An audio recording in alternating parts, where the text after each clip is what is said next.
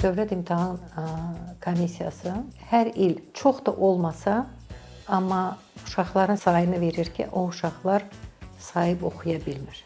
Və bu həmişə sual doğurur. Necə oldu ki, nə ailə, nə məktəb bunun qarşısını ala bilmədi?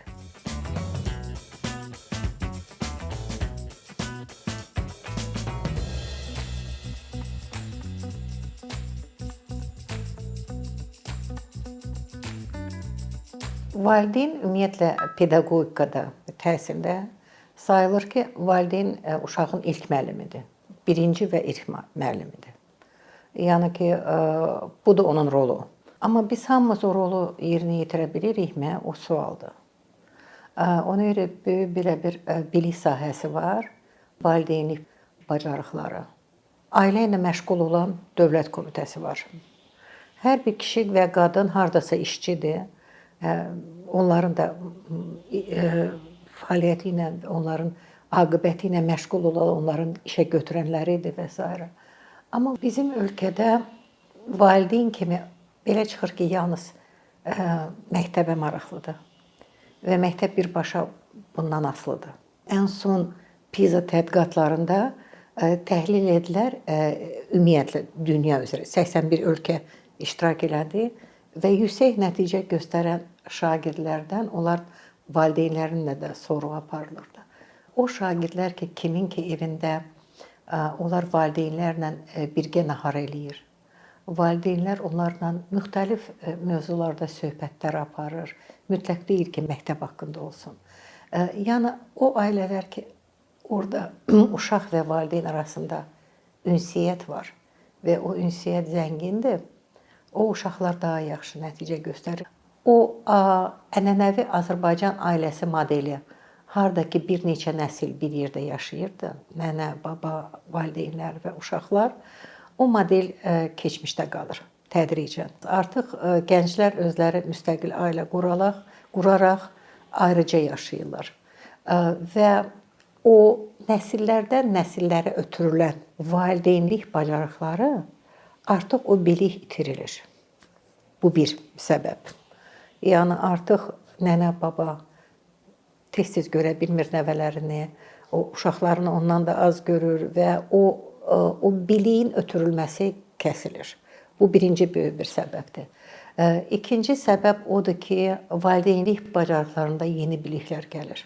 Uşağın inkişafı ilə bağlı, öyrənməsi ilə bağlı. Bu biliklər əvvəl yox idi, amma onları valideynlərə kim ötürür? O da böyük bir sualdır. Və üçüncüsü, valideynlərin məşğulluğu. Misal üçün, Azərbaycanda qadınların 48% məşğuldur, işləyir. Və onların da yetərincə vaxtı yoxdur valideynlik bacarığı ilə. Son zamanlar, təxminən son 10 ildə ataların da rolu xüsusi vurğulanır valideynlik bacarıqlarında. Yəni, mən demək istəyirəm ki, Azərbaycan ailəsinin modeli dəyişibdir. Və bu dəyişkən zamanda Azərbaycan ailəsi nə dərəcədə valideynlik bacarıqları onda var, bu böyük bir sualdır. Misal üçün, mənim heç vaxt yadımdan çıxmaz, bir neçə il bundan əvvəl bir UNICEF-in çox məşhur bir konsultantı gəlmişdi Azərbaycana və o Bakını gəzirdi və oturdu bu Fəvvarələr meydanında McDonald's-ın qabağında oturdu və müşahidə eləyirdi. Və o sabahsı günü bizlə söhbət eləyəndə dedi ki, mən fikir verdim, sizin valideynlər uşaqlarla danışmırlar. Söhbət yoxdur. Və bu da çox vacibdir. Ailədə kitab oxumaq mədəniyyəti. Yəni, bir neçə çox vacib amil var. Valideynlik bacarıqların olunması, mövcudluğu. İkincisi, uşaqlarla birgə kitab oxumaq, uşaqlarla düzgün ünsiyyət qurmaq. Və bu bacarıqlar yoxdur və onları ümumiyyətlə bizim cəmiyyət çərçivəsində öyrədən qurum da yoxdur. Və ona görə qalır ki, bircə məktəb. Amma məktəb də nə dərəcədə onu öyrədə bilər? Axı, məktəbdə işləyən müəllimlər də, gənc adamlar da, onlara kim bunu öyrədibdir? Və burada belə çıxır ki, mövcud vəziyyətdə valideynlik bacarıqlarında boşluq var, amma onu doldurmağa səriştəli bir qurum ya oyunçu yoxdur. Və yenə də qalır məktəbin üzərində. Misal üçün, bilirsiniz, valideyn və uşaq və məktəb bizim təhsil sistemində tez-tez deyirlər üçbucaq. Bəli, üçbucaqdır. Amma bu üçbucaqda əlaqələr necə qurulmalıdır? Ona dair ətraflı izahat və təsviri yoxdur. Tədqiqatlar göstərir ki, bir neçə nəzəriyyə var idi təhsilin tarixində. Ən ilk nəzəriyyə o idi ki, valideyn öz işi ilə məşğul olur, uşağa dəyərlər, ünsiyyət, yaşamaq, sağlamlıq, qida və s. məşğuldur. Məktəb də akademik biliklər verir. Və bu iki rol tam ayrı rollar kimi qəbul olunurdu. Və misal üçün, mən Sovet vaxtında oxumuşdum, əsasən bu model idi. Düşünülürdü ki, müəllimin öz işi var, valideyn buna qarışmamalıdır, ailənin də valideynlərinin öz işi var və bunlar ayrıca hərə öz məsuliyyətini vicdanla, keyfiyyətlə yerinə yetirsə, uşağın təhsili ilə, inkişafı ilə hər şey yaxşı olacaq. Amma tədqiqatlar göstərir ki, bu baş vermir. Bu baş vermədi, ona görə ki, daha sonraki tədqiqatlar gəldilər, dedilər ki, yox. Bunlar hamısı bir-birinə təsir edir. Və onda gəldi bu ekoloji model. O model nə deməkdir? O deməkdir ki, əgər uşaqdırsa, uşağın valideynləri uşağa təsir eləyir. Valideynlərə məktəb təsir eləyir. Məktəbə cəmiyyət təsir eləyir. Yəni, bu bütün əlaqələr mövcuddur. Ona görə belə fərqli iki məsuliyyət növü təsəvvür eləmək çətindir. Hamısı bir-birindən bağlıdır. Və burada biz gəldik, onda çıxdıq məktəb, valideyn, ailə əməkdaşlığına. Yəni, bu elə-belə boş yerdən gəlmədi. Onu tədqiqatlar göstərdi ki, bunsuz mümkün deyil. Və burada gəldik, çıxdıq həmən o problemə. Biz tədqiqatlar aparırıq, həm müəlliflərinə təzəlikcə 341 məktəb direktoru arasında sorğu keçirdik. Və onlara açıq sual verdik sorğunun axırında. Və soruşduq ki, sizin məktəbin idarə olunmasında ən böyük çətinliyiniz nədir? Və mən sizə deyim ki, məktəb direktorlarının əksəriyyəti valideynləri və ailələr göstərdi. Və hətta, misal üçün, bir dənə də orada açıq sual var idi ki, təklifləriniz nədir? Və biz cavablardan başa düşdük ki, əslində belə aydın təsəvvür yoxdur. Ailələri necə idarə edək? Ailələrlə əməkdaşlıq necə quraq? Ona görə ki, bilirsiniz, belə bir təkliflər səslənirdi ki, valideynləri cərimələndirmək lazımdır, valideynləri qınamaq lazımdır, valideynlər qoy öz uşaqları ilə məşğul olsun. Burada yenə gəlirik, çıxırıq o məsələyə ki, əslində məktəb başa düşür ki, ailə modeli çox dəyişibdir. Amma o dəyişmiş ailə modeli ilə necə əməkdaşlıq qurmaq bizdə aydın təsəvvür mənə gəlir ki, yoxdur. Elə mən ailə modeli haqqında danışanda burada əlavə aspektlər əlavə eləmək olar. Misal üçün, daxili miqrasiya. Daxili miqrasiya, gənc ailə evindən çıxır, gəlir, burada çətin bir vəziyyətdə işləyirlər. Valideynləri uzaqdadır, boşanmaların faizi deməli natamam ailədə çoxdur. Mən sizə bir misal gətirim, bir ailənin misalı, mənim tanışlarımdır. Deməli, ər-arvaddır, bir kiçik dağ kəndindəndir.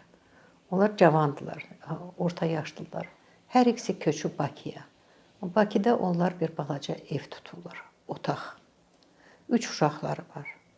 Deməli, ata nə ilə dolanır, ona rayondan qardaşı meyvə-tərəvəz göndərir. O bunu burada satır. Ana nə ilə məşğuldur, o gedir evləri yığışdırır. Və bunların 3 uşağı məktəbdədir. İndi bax, bu ailə modelində onların vaxtı var uşaqlarına məşğul olmağa. Hər iki orta təhsillidir, 9-cu sinifi bitiriblər. Onların biliyi var, o keyfiyyətli valideynlik göstərməyə. Onlar sadəcə uşaqları sevirlər, onların qidalanması ilə, məktəbi ilə istəyirlər ki, uşaqları təhsilli olsun. Yəni, mən bu bütün uzadı niyə danışdım ki, ailə modeli dəyişib və məktəb buna hazır deyil. Mən belə düşünürəm. Məktəb buna hazır deyil və bax, bu ən böyük çətinlikdir. Və burada biz gəlirik necə etmək lazımdır və nə etmək lazımdır. Misal üçün Dövlət İmtahan Komitəsi hər il bu qəbul olandan sonra hər il çox da olmasa, amma uşaqların sayını verir ki, o uşaqlar sahib oxuya bilmir. Və bu həmişə sual doğurur. Necə oldu ki, nə ailə, nə məktəb bunun qarşısını ala bilmədi? Bax, burada deməli o əməkdaşlıq qurulmalıdır. Amma əməkdaşlıq necə qurulsun? Çox məşhur bir model var. John Hopkins Universitetindən bir tədqiqatçı var. Çoxdan o modeli təklif eləyibdi. Onun üstündən sonra fərqli modellər gəldi, amma ən əsas bu model sayılır. O deyir ki, məktəb və ailə arasında əməkdaşlıq olmalıdır. Bu əməkdaşlığın 6 tərkib hissəsi olmalıdır. Birinci tərkib hissəsi odur ki, məktəbin çıxış yolu yoxdur. Məktəb valideynləri valideynlik bacarıqlarını öyrətməlidir. Bu birincisi. O mütləq onları öyrətməlidir. Uşağın inkişafı nədir, uşağın necə öyrətmək lazımdır və s. Burada dedim, məktəb nə dərəcədə hazırdır? Məktəb onsuz da yüklənibdir. İkincisi gəldi, valideynlərlə ünsiyyət qurmaq. O ünsiyyət qurmaq, o yalnız xəbərdarlıq göndərmək deyil, yalnız hansısa tələblər göndərmək deyil. Ünsiyyət dialoqdur. O valideynlərlə dialoq qurmaq lazımdır. Valideynlərə imkan yaratmaq lazımdır ki, müəllim də, məktəb də öz sözünü desin, amma valideynin də sözünü eşitsin.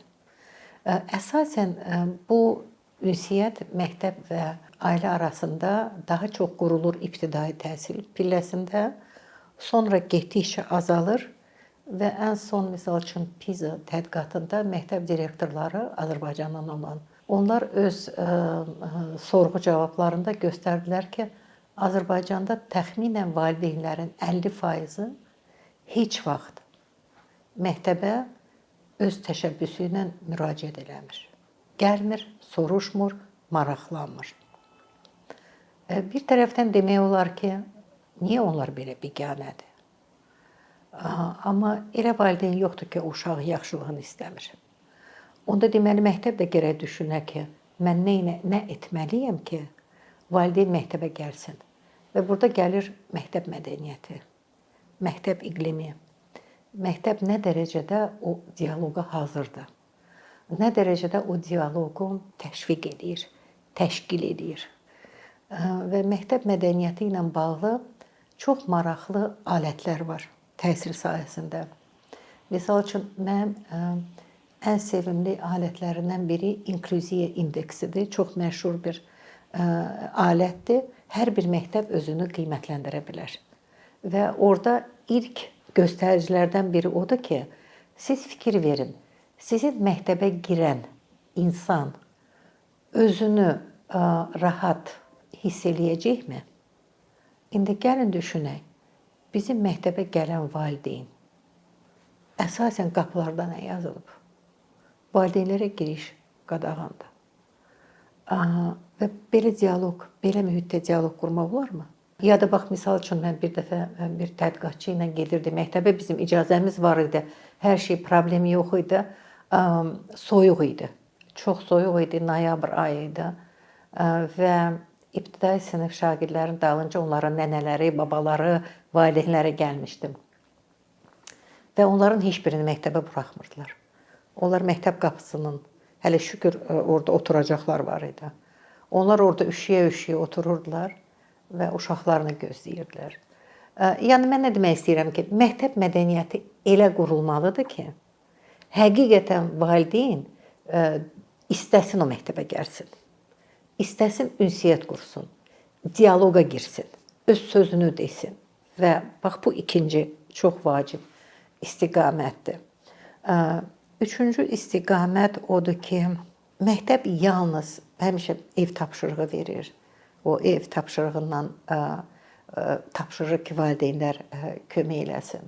İndiki zamanədə bir çox valideyn bunu çətinliklə bu köməyi göstərir öz uşağına. Misal üçün, bax, o dedim, 48 faiz qadın Azərbaycanda çalışır. Onların 38% orta təhsillidir. Və o orta təhsili ən azı 10 il bundan əvvəl alıb. Və onlar indiki proqramla öz uşağına kömək eləyə bilərmi? Bu birincisi, yəni bilik və bacarıq məsələsi. İkincisi, vaxt. Tədqiqatlar göstərir ki, valideyn, ailə, orta statistik ailə öz vaxtının, boş vaxtının, yəni işdən sonra yalnız 20%-ni uşağa ayıra bilir. İndi biz düşünsək ki, orta statistik valideyn 6-da işdən çıxır, 7-yə yəqin evə çatır və 12-də yəqin yatır. Və bu 5 saatda bunun yeməyidir ailə üçün və sabahsı gün yemək bişirməyidir və hansısa. Yəni belə düşünür ki, hardasa orta statistik valideynin 1 saatı qalır uşağa həsr eləsin. O 1 saatda uşaq da bir neçə dənə olanda, yəni bu çox çətindir. Və burada yenə də məktəbin rolu, ayrı rol yoxdur. Ən böyük ünsiyyət və ən böyük kontaktda olan dövlət qurumu valideynlərlə bu məktəbdir. Və bu da olmalıdır ki, onlar valideynlərə göstərsinlər. Misal üçün, mən burada bir maraqlı bir model eşitdim. Bizdə Sovet vaxtında var idi, indi yoxdur. Bilirsiniz, uşaqlar 2-də məktəbdən çıxır. Valideynlər 7-dən qayıdır. Bax, bu 5 saat uşağın həyatında boşdur. Misal üçün, elə ölkələr var, hətta bu bizim qonşularımızda. Onlar uzadılmış tədris günü, yəni ki, məktəb müəllim işini qutardı və sonra o uzadılmış məktəbdən kənar qruppalar da onlar ev tapşırığı eləyirlər. Yəni bu bir röyadır, amma prinsipcə məktəb düşünməlidir. O necə eləsin ki, ailəyə kömək eləsin ki, o ailə. Sonra ikinci məsələ çox vacib sayılır ki, valideyn hiss eləsin ki, onun sözü kimsə tərəfindən məktəbdə eşidilir və o məktəbin idarə etməsində iştirak eləməlidir. Düz deyil, bu qərb ədəbiyyatında deyilir, kurikulumun, tədris proqramının tərtibatında bizdə biraz vəziyyət fərqlidir. Bizdə tədris proqramı, kurikulum Nazirlər Kabineti səviyyəsində təsdiq olunur və onu heç bir məktəb dəyişə bilməz. Amma bizim qanunvericilik elə qurulubdur ki, təhsillə bağlı, bizim valideynin səsi heç kimə lazım deyil məktəbdə. Misal üçün, məktəbin ali idarə etmə orqanı pedaqoji şuradır. Və pedaqoji şura istəsə, məktəb direktoru istəsə, lazım bilsə, valideynlərdən kimisə dəvət eləyə bilər məşvərət səsi ilə. Yəni, o imkanlar yaradılmayıbdır. Valideyn bundan da məhrumdur. Və mən sizə deyim ki, bu sahədə Azərbaycanda bir çox layihələr aparılıbdır ki, biz necə edək ki, valideynlərin məktəbin idarə olunmasında səsi olsun. Mən düşünürəm ki, hamısı uğursuz idi. Ona görə ki, bu mövcud modeldə valideynin qərar verməsi üçün yeri yoxdur, boşluqdur. Ya da misal üçün təhsil haqqında qanun deyir ki, valideynlər valideyn birliyi yarada bilər məktəbdə. Yəni, yenə də realist olsaq, valideynin vaxtı varmı? Dursun, getsin, Ədliyyə Nazirliyinə qeydiyyatdan keçirsin, onun əsasnaməsi, nizamnaməsi və s. yaratsın və hansısa bir qurum yaratsın. Bax, bu da məsələ vacibdir. 6 deyirəm də, 6 istiqamət üzrə modeldir bu Epstein, Joy Epstein. Sonra onun bir dənə də istiqaməti könüllülük. Valideynlər məktəbdə könüllülük fəaliyyəti aparmalıdır. Və bizdə Azərbaycanda bu var idi. Var bəlkə bəzi məktəblərdə. Mən bir dəfə bir məktəbə getdim, inklüziv məktəb idi. Və orada tədqiqat aparırdıq. O tədqiqat aparanda biz soruşduq ki, bu kimdir sizin sinifinizdə oturub? Deyir, valideyn.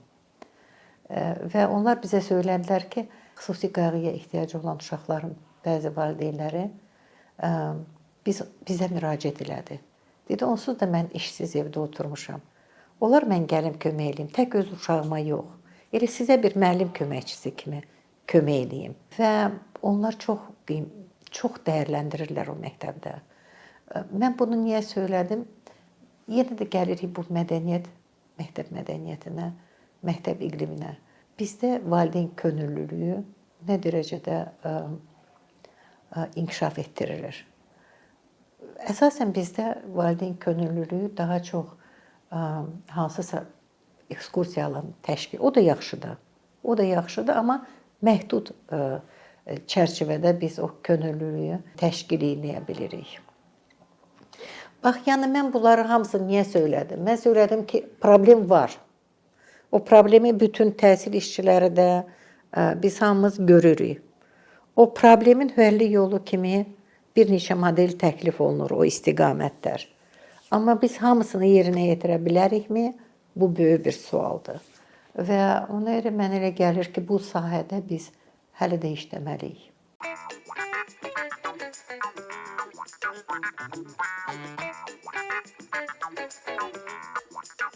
Thank you.